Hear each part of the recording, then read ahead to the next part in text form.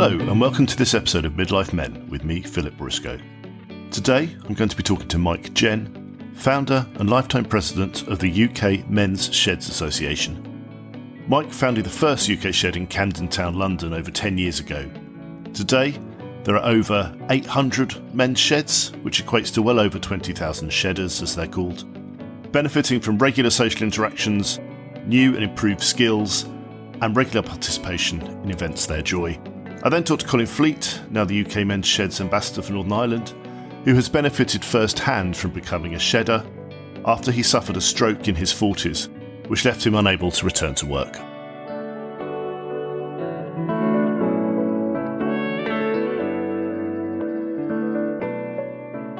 Welcome, Mike. So perhaps I could start off by asking you, Mike, how you first came to hear about the Men's Sheds Association. Men's Sheds themselves are an Australian creation, and the first one of those was around about 1999 in a rural situation where it was easier probably for people to see that there were some people, men in particular, who reached a point when they couldn't carry on doing their normal work and where life was rather flat for them. Maybe they weren't mixing anymore so much and getting rather depressed and getting low and that kind of thing. And so somebody decided that what they actually needed was to get together, and making things was a very natural focus for activity. And hence the creation of a shed, which is like a shed at the bottom of the garden, if you like, but it's actually for like 20 or 30 blokes. Okay, so why did you decide to take that model and start it in the UK? Well, I've got a background in starting things on a community basis of how I earn my living. When I retired, I thought, well, my son asked me, he said, what do you want to do? And I said, start something. So he said, have a look at this. So he showed me the Men's Sheds site in Australia. And by that time, that had got a website up and proper ad staff and so on. And I thought, well, that's a really good idea. So I haven't got a shed in my flat. And I think there's plenty of blokes around here that would rise to coming to one. So let's see if we can start one. And what was the aim? What we're aiming to provide for men is a social context in which they were happy to be together and work together. And obviously that has to be something in which they're completely autonomous with. They can come and go as they please, stay as long as they want, come when they like, and all the rest of it, because that's the way blokes are. And the focal point, if you like, was getting tools together for woodwork. That's the way we started, because we thought, we can get hold of the material easily, cheaply, pick it up in the street and so on. And generally speaking, people feel they know more about that than metalwork or plastics or whatever. So we just focused on the woodwork to start with. Is it just for men? No, the week we opened up, we had a format of there being one day for men only and one day for both men and women. And the reason for that was because if you look around at the community life in general, you find that women get involved much more than men. If you go to most community centres, usage of a community centre will be 85-90% women, and run by women, generally, which means that they don't necessarily think to provide things which men might want. So when I first had the idea, I said to one local community centre, I'm going to start an activity for men. And they said, would they like to do arts and crafts?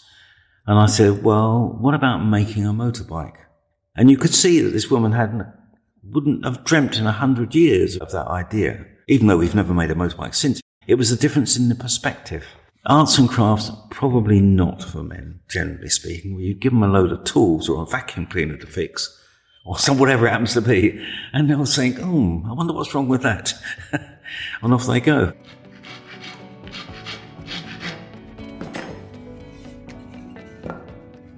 And so how many from the start at Camden Town shed, how many are there now across the UK? In 2012, I put up a website for saying to people, to the public as it were, this is what a men's shed is, this is what it can be like, and here's some ideas about how you could start one. Over the course of the next year, I found 26 others that were getting going. Some as a result of that website, some possibly just... It may be that it's an idea, it has its own time, a time when an idea is going to come about. Maybe other people have thought of it as well. But either way, by the time we got to March in 2013, I called all the people together that I could find, all the groups I could find, as it were, And we had about 30 people here from 26 different organisations considering starting sheds or having got something going. And at that point, we decided whether it would be advantageous to the movement as a whole if it had an organising central support body. So a body at the centre of things who could speak for sheds and who could continue to collect and experience and pass it on to people who were starting sheds. And that became UK Men's Sheds Association. And if there's someone listening who would like to start a local shed of their own, how would they go about doing that? The best place to go is to go on to mensheds.org.uk, and there you will find both the descriptions of sheds and so on, but also a map showing where all the sheds are in the country. There'll also be advice on how to start sheds. And what advice would you give somebody who's perhaps listening to this, sitting at home, maybe feeling a bit isolated, or maybe recently lost their job or retired, or feeling a bit depressed? What advice would you give to them? Yeah, well, of course, all of those scenarios are well possible in the current situation. And we have all sorts of people come here for all sorts of different reasons. But redundancy or retirement, finding you haven't got much to do, is a very common situation, particularly for people who haven't got loads of money, perhaps. I mean, if you've got enough, you could probably join a number of golf clubs or something, but you'll probably get fed up with that after a while. But for most people, it becomes an issue. Also, women, the wives, if you've got a wife, they're not used to having you around the house.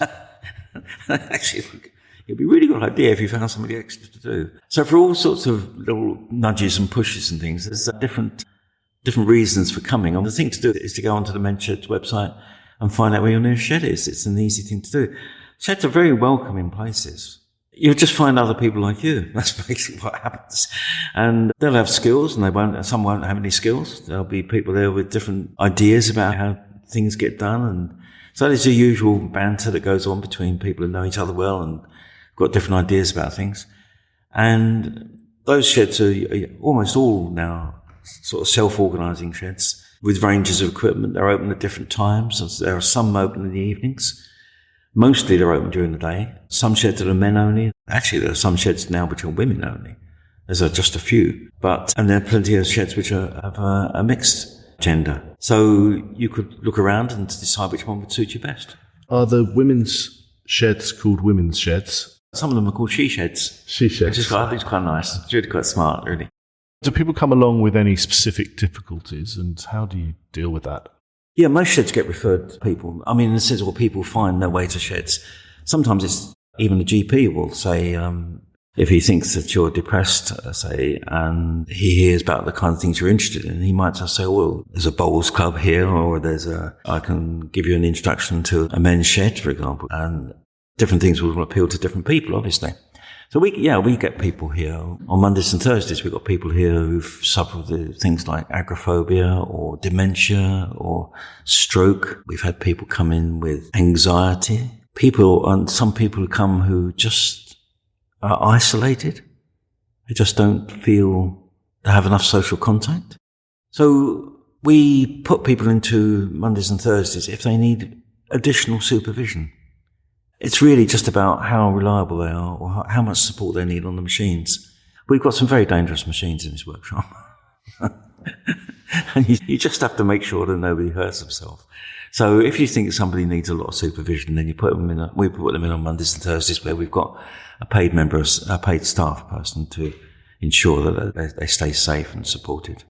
So what does it cost to attend one of the men's sheds? Well, all the sheds are independent of each other, and they make up their own rules. What I've seen is that most sheds, which are just groups of guys who've got together, that they decide amongst themselves how much they're going to put in each week. And the general thing is they say, well, let's make it £2 a day or something. Or they might decide that they want to make it £5 for a week and you turn up as often as you want. Or they might have a monthly membership fee or something of this kind. But what I've heard of, the majority are just working on chipping in a couple of pound or a pound or two or something for each attendance. That's generally how it goes. So looking back over the last 12, 13 years or so, what do you look back on and feel most proud of? You could answer that in different ways. I mean, there are some people who are alive now who wouldn't have been alive. It's made that much difference to some people. One of them was out in my shed. It was actually the fourth person to come into the shed. So we were still building the benches. But we learned after a while that, because he told us eventually that he was suicidal when he came. And now he wasn't, as it were. And we obviously played a part in that. I wouldn't say that it was solely the result of coming into the shed. There's lots of factors in anybody's life at any one time. But certainly there are other people. I've probably met 8 to 10 of the ones I've met who said, I'm sure I wouldn't be here if I hadn't come across sheds and the kind of camaraderie and whatever and all the banter and all the rest of it that goes on. That's kept me alive and that's kept me, and I've learned. I come to a shed and I learn things. I come with my own ideas. Other people suggest different ways of doing them. It's been just terrific like that. So I can get a lot of pleasure, if you like, or a lot of satisfaction from the fact that I know that some people have been saved, but also way in it. I mean, there must be 20,000 or more guys involved in sheds, possibly 30,000 now. There's 800 sheds in the country. There could be 20 to 30,000 people in those sheds, and they're all getting something out of it. So at that level, I can get a lot of satisfaction. I get some satisfaction sometimes just from looking at some of the things people produce. And I think, that's amazing. Yeah, well done, you. There's all sorts of angles to this. So, and I don't really revel in it at all, but I do feel, when I do think about it, there is a lot of satisfaction, yeah. Well, I mean, that's amazing, phenomenal. It's been a pleasure and an honour, Mike. Thank you very much for talking to us today. Thank you. You're welcome indeed.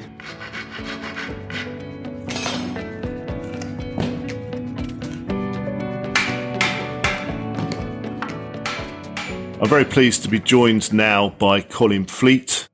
Colin is the ambassador for Northern Ireland for UK Men's Sheds Association and has also benefited from being a part of the organisation. So welcome, Colin. Thank you, yes. So perhaps you could start by just talking about the background to getting involved with men's sheds and your story. Yes, certainly, yeah. I took early retirement at the age of 44 due to a stroke. This was really quite a shock to the system, as always worked right from the age of 15 and travelled the world doing my work. I was a radio communications engineer, spent a lot of time abroad. So when I had the stroke and always thought that I would be back to work, after a year of hospital visits, the consultant decided no, that I wouldn't be going back to work. So it took a good year, I would say, to even accept the fact that I wasn't going to work. It's very difficult. It's easy to become a vegetable sitting in front of the TV, but you need to do more than that. So I tried various things, and part of what we did as well, we also started fostering, which sort of gave me a reason to get up in the mornings. So I think everybody needs that. But with the men's shed, I was at a meeting one night, just a local town meeting, and I'd made somebody a nice wooden bowl and was giving it to them. And this guy came up and he said, "Did you make that?" And I said, "I did." He said, "I think you're the person we're looking for to start the men's shed in Saintfield." And basically, that's how we started. And Colin, what did you find was missing most from your everyday life once you realised that, you weren't going back to the job that you've been doing? I think that basically, because of the job I did and the travelling that I did, I was always meeting different people. No 2 days were ever the same. I mean, you would probably go to work on a Monday, think, I'm here all week, or telling the wife that you're going to be there all week, and you could have been by Tuesday anywhere. And that was a bit of excitement in life, and suddenly, really, all you've got to get up for in the morning is another day of doing nothing, really. Maybe helping around in the house a wee bit, but missing that companionship of meeting other people and talking like for like. It's I think we need to, men are quite shy, really, but if they can talk to other people about what their interests are, and if it's very similar to their own, then you've got a sort of a foot in there for a start off. And apart from the obvious impact on your physical health after the stroke, how did you find it was impacting your mental health? Mentally, it was, I think you feel a wee bit worthless. you've been the breadwinner for the last 30 years and, you've gone to work in the morning, you've come home in the evening and you've been the breadwinner, you've raised your family, and suddenly you think, I'm not doing that anymore. What am I really giving to the family now? It's difficult.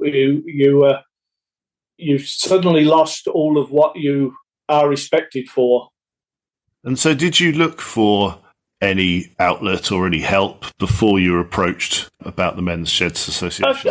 Yes, I did various things. One of my daughters persuaded me to join the choir, a local choir, which I did, and that was great. And as I say, the fostering probably helped quite a lot, because suddenly you become that you've got to be there for the foster children, and once again you're helping with homeworks and all of that sort of thing. So I looked for different things to do. I played a little bit of golf, but I'm not really a very competitive person, so golf really wasn't for me. And I built my own workshop and just went out there and worked. But once again, you really need somebody in there with you that you can bounce ideas off and that sort of thing. So it can be quite a lonely existence, I think. And even if I'm not really a pub goer, but even if you do, you don't really chat to people as such, I don't think, Do you think there's still a bit of a stigma associated with men talking about their mental health? Oh, yeah, definitely. Yeah, I mean, I find at the Men's Shed, people do open up. I mean, one guy joined and within 2 hours I knew his whole life story, but I don't think I would have got that if I'd have met him down the street or in a pub or in a cafe anywhere. But in the Men's Shed, it seemed to be, look, I've joined this for a reason and this is the reason I'm here, And why do you think that is? Why do you think that men that have come along to the shed feel able to open up? Whether it's because we make them feel that they're not alone, and we've all gone through, or most of us have gone through some trauma in life, whether it be early retirement or any physical things that they've gone through. But once they get in the shed, it seems to be, look, we're all here. If you want to chat, we'll listen. I think the UK MSA have a great analogy, and that is if you put 12 men in a room and ask them to introduce themselves, 6 will leave and 6 will go to the corner. But if you put a broken lawnmower in the middle of the room, then within half an hour they'll all be there looking at it. They're all there for the same reason.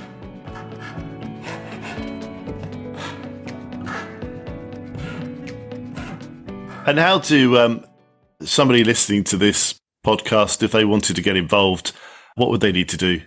Basically, they can just look up the UK Men's Shed Association, have a website which you can go on and you can look at the map to see where your closest men's shed would be, and basically just contact that men's shed and the invite's there for anybody to come along. I don't think any men's shed would deny you any access or anything, So if you've got problems where you need a carer all the time, then we could still take you in, but you would probably need to have the carer with you. I think they say men's sheds care, but they're not carers.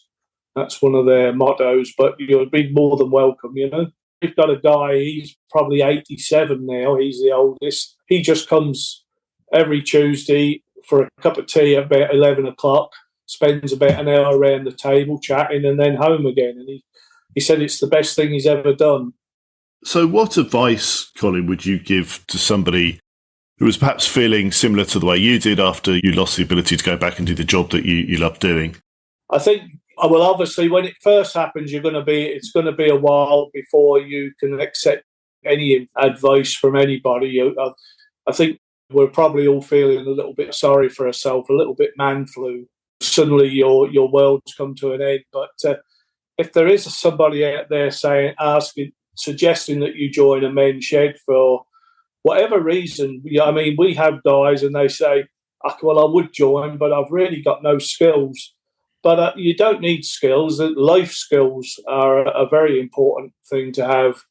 And it's amazing once you do get there. I teach the guys there to do turning. or I couldn't do that, or there's no way. And then by the end of the day, they've turned a small item for themselves, taking it home, and they're as pleased as punch. I think men find it hard to give things a try. Women tend to be able to walk into a room with a load of other women in there, and within seconds they've introduced themselves. But I think men find that more difficult. I think we all look for I'll only go if so-and-so's going, and then at least I'll have somebody to go to. How has the Men's Sheds Association helped you then? I've made more friends in the last 3 or 4 years than I ever had, and people that actually lived in the same town, but I didn't really know. Out of probably 30 in the men's shed, I mean, we all get on well together, but there's probably half a dozen of us that have sort of formed their own wee group as well. So we now would organise trips to England to the woodwork shows, and we can have little trips out and that sort of thing. We sort of do other things outside the men's shed now, which probably we wouldn't have done before. So in that respect, it's helped me greatly, and it's given me an interest. It's given me something to, probably my wife would tell you, too much of an interest sometimes, but it's given me somewhere to go and something to think about, which I think you need. And is there an age limit? 18 upwards, basically through insurance purposes, really, because of machinery and that. But from 18 you can join, and we have got young guys. There's a couple there in their probably 20s, and so we open up one evening and also on a Saturday morning, so that those people that haven't retired can still join us. I would advise anybody, if you're looking for an outlet, look up the men's shed, and if there isn't one, there's help there to start one. I mean, yes, you've got to get premises and that, but there is help from the UK Men's Shed Association, and this is what the ambassadors are for, to go out and sort of say, well, you know, you need to do this, you need to do this. Well, Colin, thank you very much for talking to me today. Thank you. And good luck. Thank you. Thank you.